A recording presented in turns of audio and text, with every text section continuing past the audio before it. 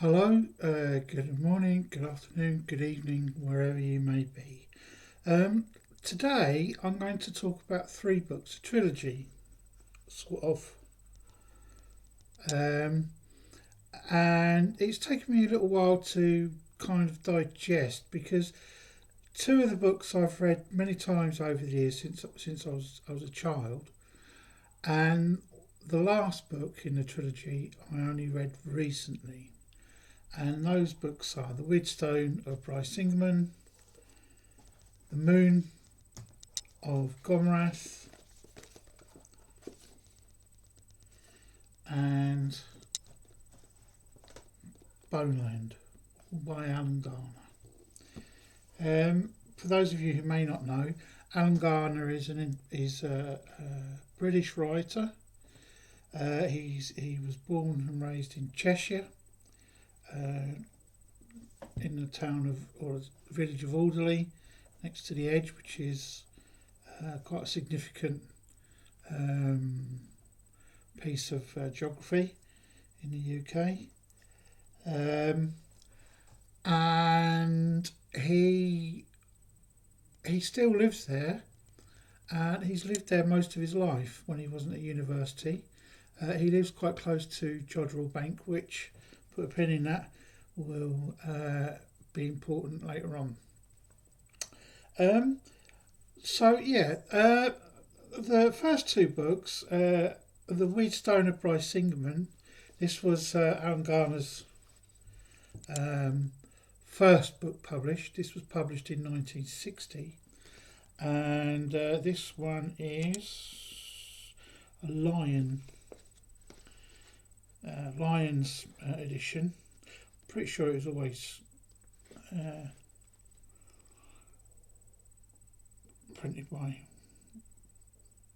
yeah, it's always been printed by Lions. Who at the moment are part of HarperCollins. But yeah, this was published in 1960. This edition is from, when is this edition? Can't remember now. 19. No, it doesn't say. Anyway. Okay. Anyway, so yeah, the Weirdstone of Bryce Singerman is so that's quite a nice cover. I can't remember who done the cover of this one. Doesn't say. No, doesn't say. Anyway, it's a typical 1960s fantasy children's adventure. You've got two children, Susan and Colin, and they are sent to their they've been sent to their mother's nanny because their parents have had to go somewhere for some reason, and her husband, and they're sent to Cheshire during the summer holidays. This is 1960, so there's not much to distinguish it in its setup. There's not much to distinguish it anything from either Narnia or from the famous Five, or from a little bit later, Susan Cooper's Dark is Rising sequence, especially the first one, Oversea Under Stone. That it doesn't deviate from that kind of kind of setup. So you've got two children who, for some reason, have been shunted off to relatives or people connected with their parents to be looked after while while the parents are away or whatever, and they get sent to Alderley Edge, and it's quite rural. The where they are living or going to live is on a farm. Their mother's ex nanny is called Bess, and her husband is what's his name? I know they're Mossuk.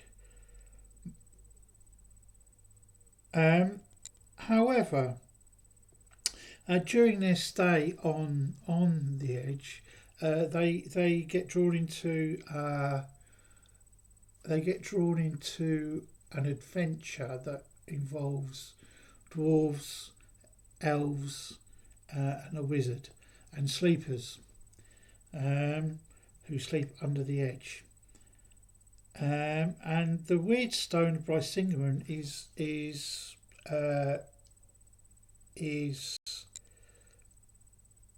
key in the whole adventure. I'm not going to say what it is, and you read the book. If you haven't read the book, then you should really be reading this book. You should really have read this book.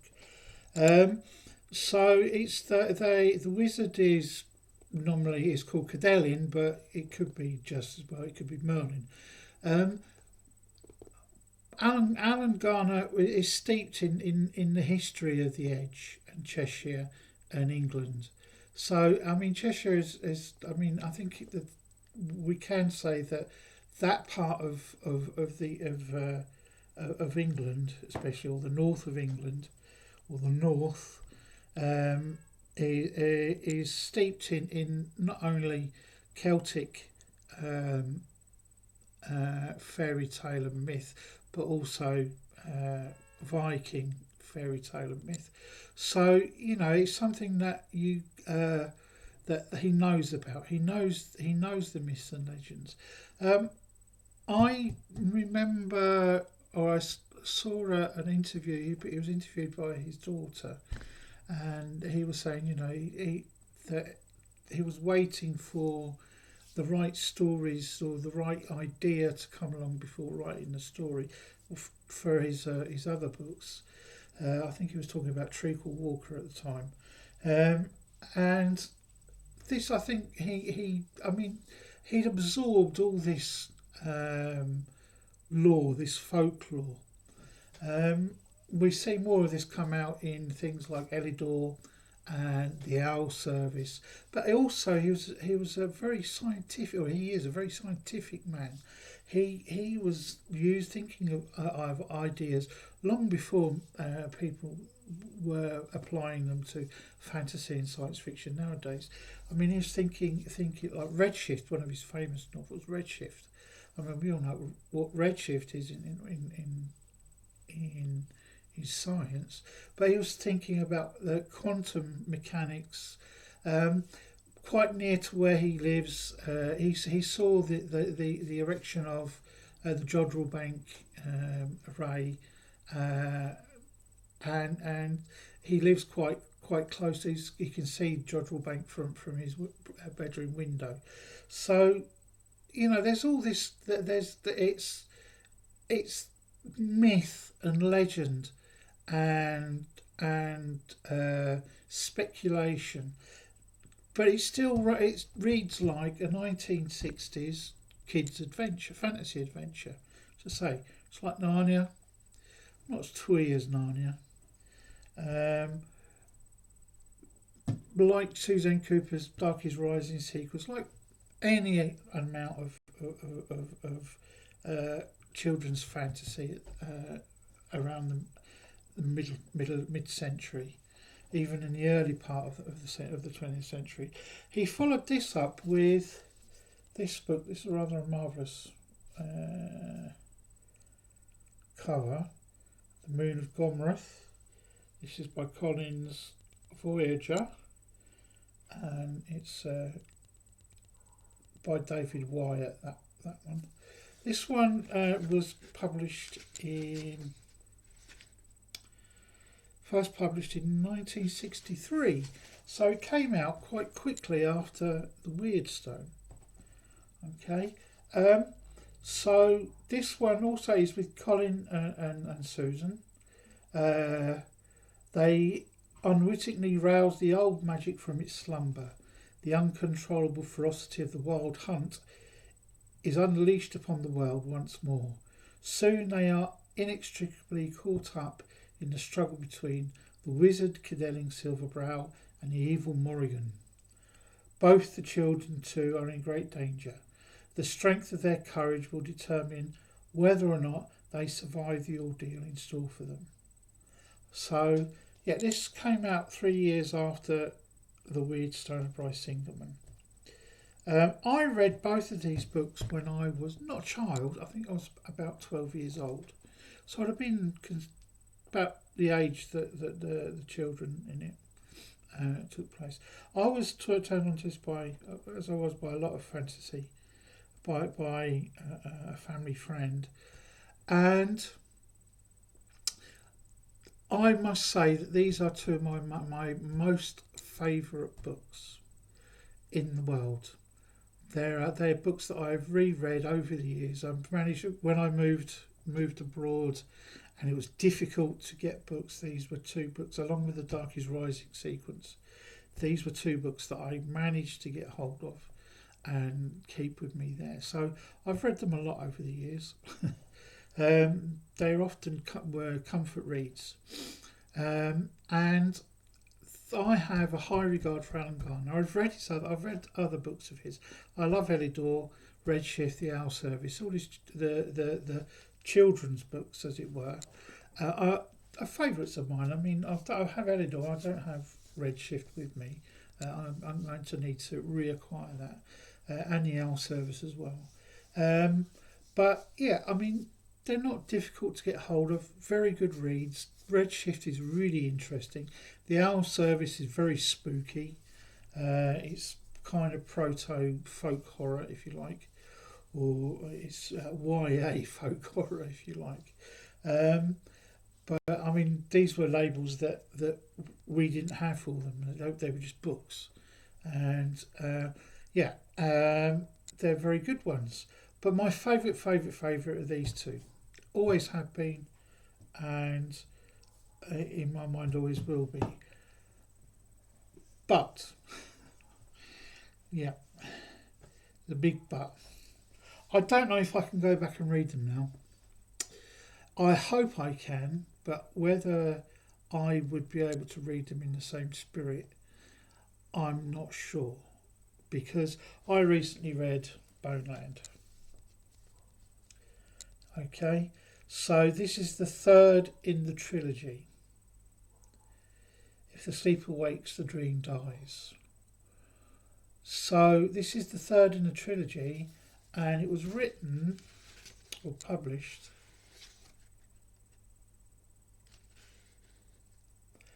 in 2012.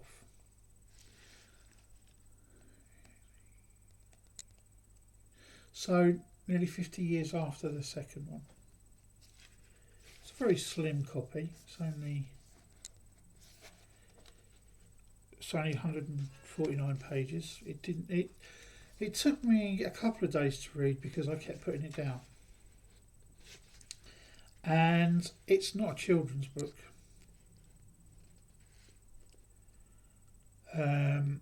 By any means. If a child read this, unless they were very extremely precocious, so if they'd read these two when they were young and went straight onto this one, then I think they would think it's a completely different book. I think it's a completely different book because I'll read the blurb on the back. The concluding volume in the Weirdstone trilogy.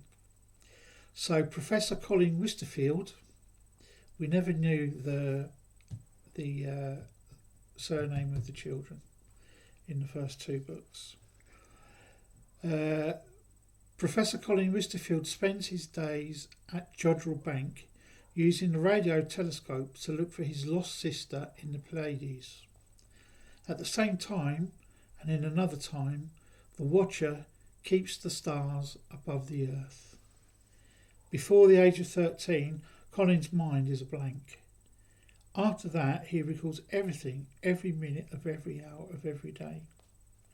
But Colin will have to remember what happened if he wants to find his sister.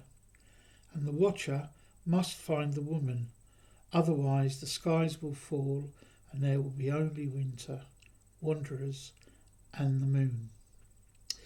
Okay, so it is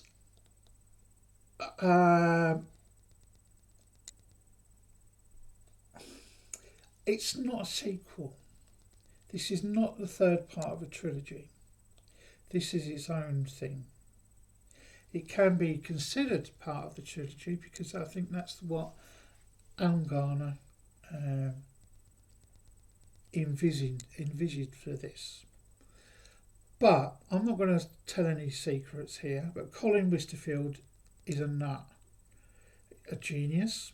He works at Jodrell Bank. He's an astrophysicist. He's extremely intelligent. He's got complete and total recall. He suffers from what's the name of this disease? Not disease, but condition. I can't remember now. But he is treated as being someone who is mentally ill, or has gone through, is having problems with his mental state.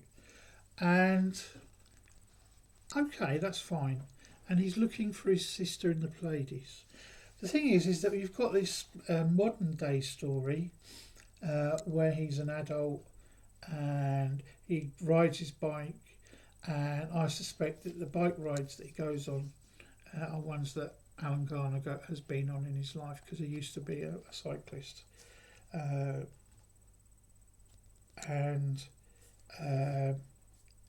So yeah, I mean, the way that he describes the travels between where Colin lives and Jodrell Bank and to his psychiatrist's clinic and all that.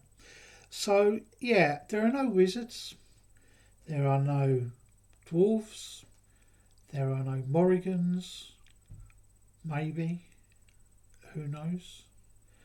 There are no elves, sorry. But there is Colin, and there is the Watcher, because the story is a contemporary story of Colin's journey to find his sister, or his search for his sister rather than journey. But there is also the story of the Watcher, who is prehistoric.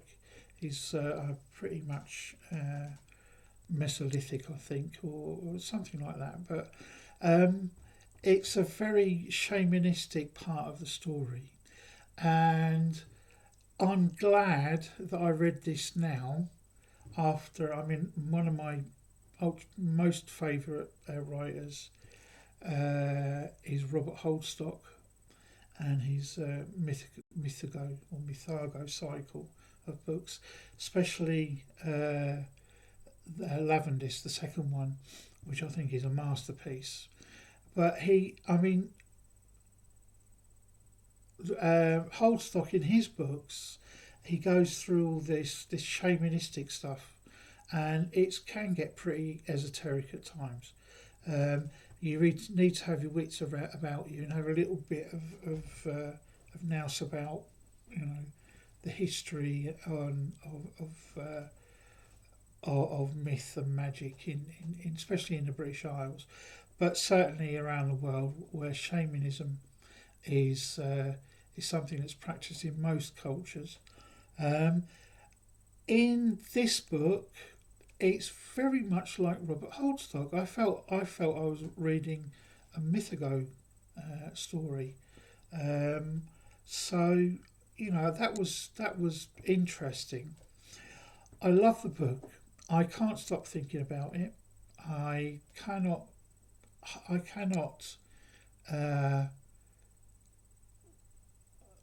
stop it affecting my life really in a way, because it's something that you come back to. You think, did I really read that? Was it really like that? And it was. I mean, it's a marvellous book. I'm not saying that, but what it's done is it's caused in me something where I'm not sure I can go back and read the other two ever again. I shall attempt to, not now. I'm going to give it a length of time before I go back and read those. But I found it interesting because, it's kind of serendipitous, because I don't know if any of you've seen there was an interview with what's his name? He does the dust. Oh, I can't remember his name now. I shouldn't have brought it up because I can't remember his name. But who did the Northern Lights? Philip Pullman. That's it. I know I'll get the name.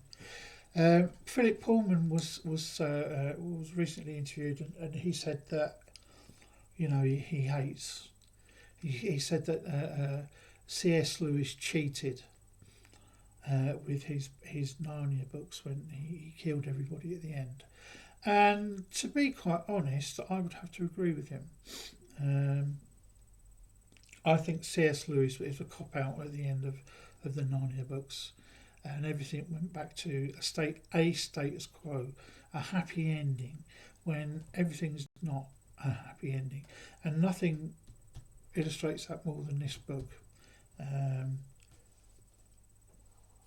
Boneland by Alan Garner. If you haven't read it, or if you haven't read any of them, so that's the Weirdstone of Bryce Singerman, Weirdstone of Bryce Singerman, the Moon of Gomrath, and Boneland. Okay, so if you haven't read any of those, please do read them. Go read the whole trilogy, because you won't be disappointed.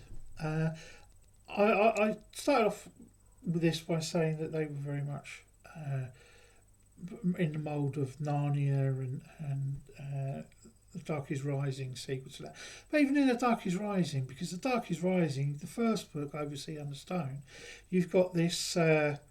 It's a very Narnia type setup again. Once again, you've got a bunch of children, 3 children, and you've got this mysterious great uncle who seems to have magical powers, and it's mixed up with Cornish legend.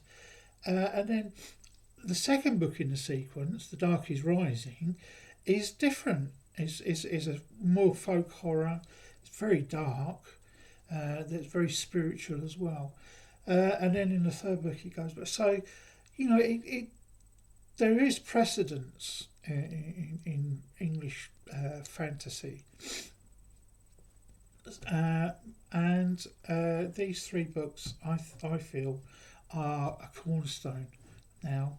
The first 2 certainly were. I knew that.